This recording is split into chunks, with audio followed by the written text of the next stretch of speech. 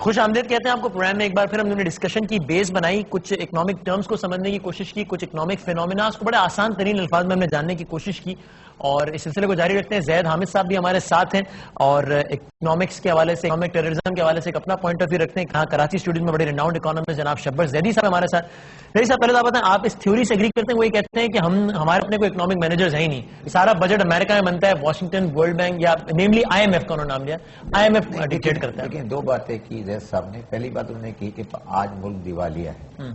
میرا اس میں بالکل ایک مختلف سوال ہے کہ اگر یہ آج اس دیوالیہ ہے تو ملک کب دیوالیہ نہیں تھا؟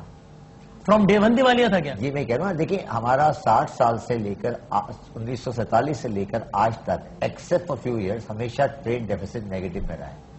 ہم نے ان ڈالر ٹرمز ہمیشہ امپورٹ زیادہ کی ہے, ایکسپورٹ کم کی ہے, یا تو قرضہ لیا ہے یا بھیک مانگی ہے.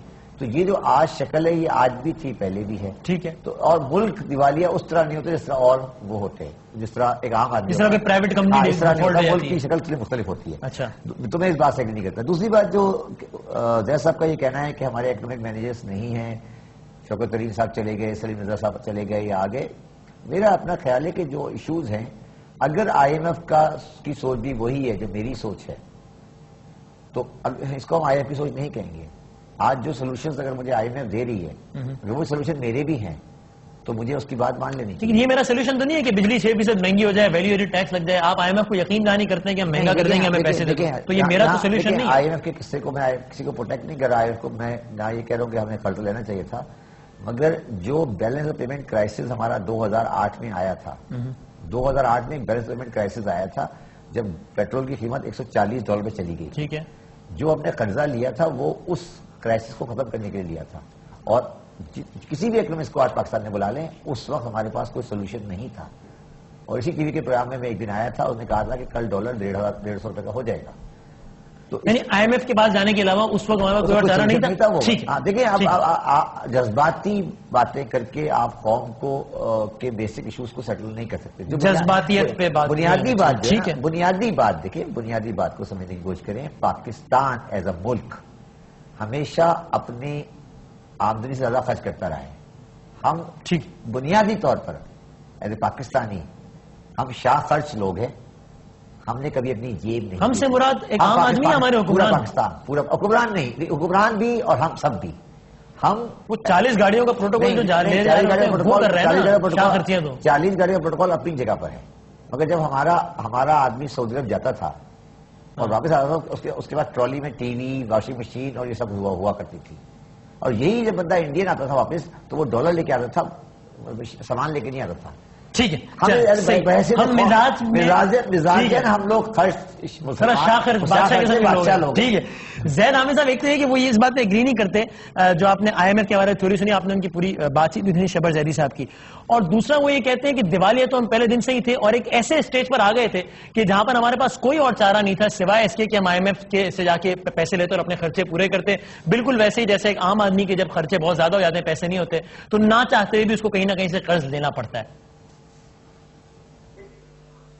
دیکھیے وسیم, ایک بات ذہن میں رکھیے گا, اس وقت پاکستان کی تاریخ میں پچھلے 2 سال میں ہم نے آئی ایم ایف سے جتنے قرضے لیے ہیں, پریکٹیکلی آپ پچھلے 60 سال کی تاریخ اس سے پہلے کی اٹھا کے دیکھ لیجئے, کوئی تناسب نہیں ہے. پچھلے 2 سال میں ہم نے پریکٹیکلی 40% اس تمام قرضوں کا لے لیا ہے آئی ایم ایف سے, اور ان شرائط پہ جو اتنی خطرناک اور خوفناک ہیں کہ اگر ہم آپ کو شرائط پڑھ کے کچھ تھوڑی سے سنائیں. پہلی بات تو یہ کہ یہ خفیہ شرائط ہیں, آج تک پبلک میں کبھی ڈسکس نہیں کی گئی, پارلیمنٹ میں نہیں بتایا گیا, پریس میں نہیں چھپائی گئی. یہ جب ان کے اثرات سامنے آ رہے ہیں یا لیکیج ہو رہی ہے, کچھ باتیں لوگوں سے نکل کر آتی ہیں, تو معلوم ہوتا ہے کہ کرنسی ڈی ویلیویشن کرنے سے لے کر بینک کے انٹرسٹ ریٹ بڑھانے تک, کہ جس کے بعد پوری انڈسٹری تباہ ہو جاتی ہے, کوئی انڈسٹری میں قرض نہیں دے سکتا. آئی ایم ایف کے پاس جب آئی ایم ایف سے پیسے مانگے تو اس نے کیا کنڈیشن رکھی ہے کہ آپ کیا کریں تو ہم آپ کو پیسے دیں گے؟ میں آپ کو ہم کچھ اور بتاتے ہیں نا, کہ پہلی بات تو یہ کہ کرنسی ڈی ویلیویشن ہے, اس کے اندر سبسڈی اینڈ کرنا ہے گیس اور بجلی, پانی کے اوپر, بجلی پہ جو عام آدمی کو سبسڈی ملتی تھی, بجلی انرجی کی کاسٹ اس کی جو کم ہوتی تھی حکومت کی طرف سے, اس کی سبسڈی ختم کر دی. Increase in bank rates, markup rates پر سود کا بڑھا دیا, اور گورنمنٹ جو ہے فائنینشیل اسٹاک مارکیٹس میں گورنمنٹ انٹروین نہیں کرے گی, اور دنیا میں کہیں سے بھی آپ قرض لیں گے تو آئی ایم ایف کو اس کا بتائیں گے. اور ویلیو ایڈڈ ٹیکسز ہیں. اور ایک بات ذہن میں رکھیے, پہلے تھوڑا سا یہ سمجھنے کی ہمیں 2 منٹ اجازت دیں کہ ہم آپ کو یہ بتائیں کہ آئی ایم ایف کام کس طرح کرتا ہے. آئی ایم ایف کوئی قوموں سے محبت کرنے والا, پیار کرنے والا, ان کو مصیبت سے نکالنے والا بینک نہیں ہے. ان کو دنیا میں اکنامک انسلیورمنٹ میں غلام بنانے والا ملک ہے. اور یہ پاکستان کا کیس نہیں ہے, دنیا میں 1000 جگہ یہ کر چکے ہیں, پورا ساؤتھ امریکہ یہ کھا چکے ہیں, افریقہ کے ملکوں کو یہ کھا کے ختم کر چکے ہیں. ان کا طریقہ یہ ہوتا ہے کہ سب سے پہلے یہ اپنے کرپٹ کرونیز کو ملک میں طاقتور جگہوں پر بٹھاتے ہیں لے جا کر, جو کہ پالیسیز کنٹرول کرتی ہیں, فائنینشل فسکل پالیسیز کنٹرول کرتی ہیں اس ملک کی. دوسری چیز, اس ملک میں میسو کرپشن کو پروموٹ کیا جاتا ہے یا اس کو نہیں روکا جاتا. کوئی شرط IMF کی ایسی نہیں ہے پاکستان پر کہ کرپشن بھی روکی جائے گی.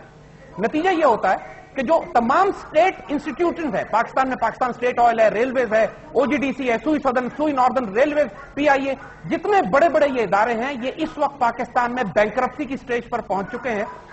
اتنا بڑا ہیمریج ہے, اتنا بڑا ان میں میسو ریونیو لیکیج ہے. پاکستان کے حکمران اس وقت ایسے بیٹھے ہوئے ہیں کہ جن کی اربوں ڈالر کی آمدنی ملک سے باہر پڑی ہوئی ہے, اور وہ اگر یہ چاہیں تو پورے ملک کا قرض یہ خود ادا کر سکتے ہیں, پورے ملک کے یہ بجٹ خود بنا سکتے ہیں.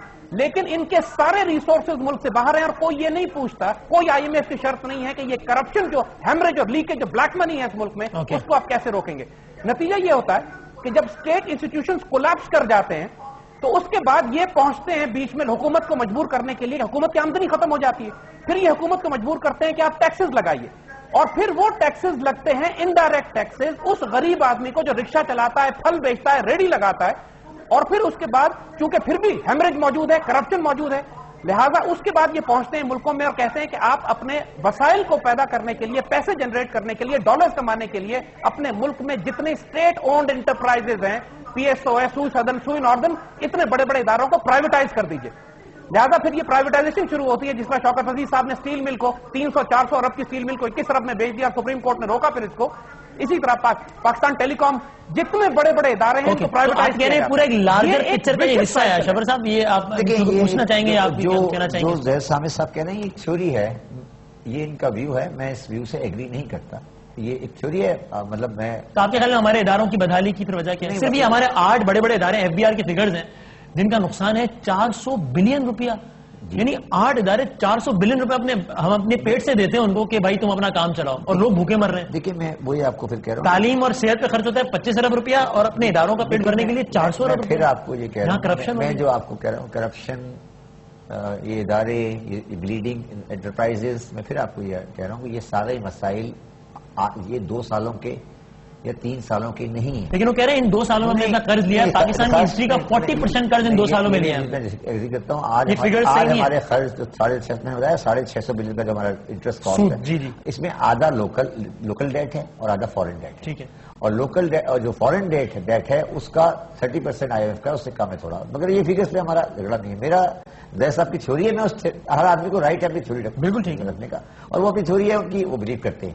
میں اس تھیوری سے ایگری نہیں کرتا, میں اس سسٹم کے اندر زندہ رہنا چاہتا ہوں. اس سسٹم میں یہ کرپٹ ہو گیا سسٹم یا نہیں ہو گیا؟ دیکھیں پلیز, ایک ورڈ ہے کرپشن جس کو ہم بہت یوز کرتے ہیں.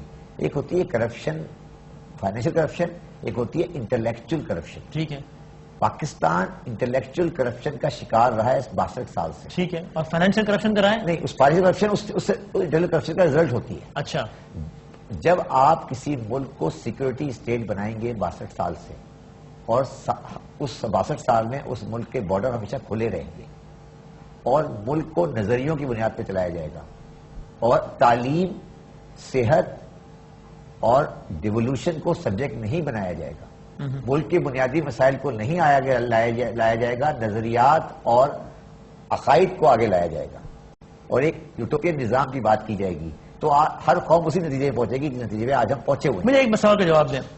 یہ گورنمنٹ آئی, اب of course this is not a political show, لیکن میں آپ کہہ رہے ہیں فائنینشیل کرپشن, میں ایک سوال پوچھنا چاہ رہا ہوں. میں نہیں کہہ رہا فائنینشیل کرپشن نہیں ہے, میں صرف یہ کہہ رہا ہوں جب آپ intellectual corruption since the beginning آپ کھڑے رہیں گے, اور آپ کنٹری کو کسی اور بنیاد پہ چلانے کی کوشش کریں گے, تو پھر وہ کنٹری کبھی اکنامک سبجیکٹ پہ اپنے ویلفیئر اسٹیٹ نہیں بنایا, سیکورٹی اسٹیٹ بنایا, اور ڈیفینس ایکسپینڈیچر بڑھتے رہے. ڈیفینس کی بات نہیں کر رہا میں. آج وار آن ٹیرر آپ لڑ رہے ہیں.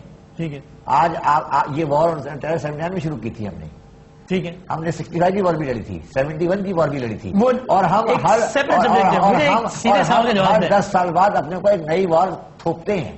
ٹھیک ہے, میں اس پہ زید صاحب کا ویو لوں گا، لیکن مجھے یہ بتائیں، مجھے یہ بتا دیں شبر زیدی صاحب، جب گورنمنٹ آتی ہے نا، جب گورنمنٹ آتی ہے پبلک کی، وہ اس وار کے افیکٹ، اس ملبے کو صاف کر رہی ہوتی ہے. اچھا 3 جنگیں 3 فوجیوں نے ہمارے اوپر تھوپی ہیں. اچھا ٹھیک ہے، اور ہم جب آتے ہیں والد بینڈ بکس سے، ہم اس کو ملبے کو صاف کر رہے ہوتے ہیں.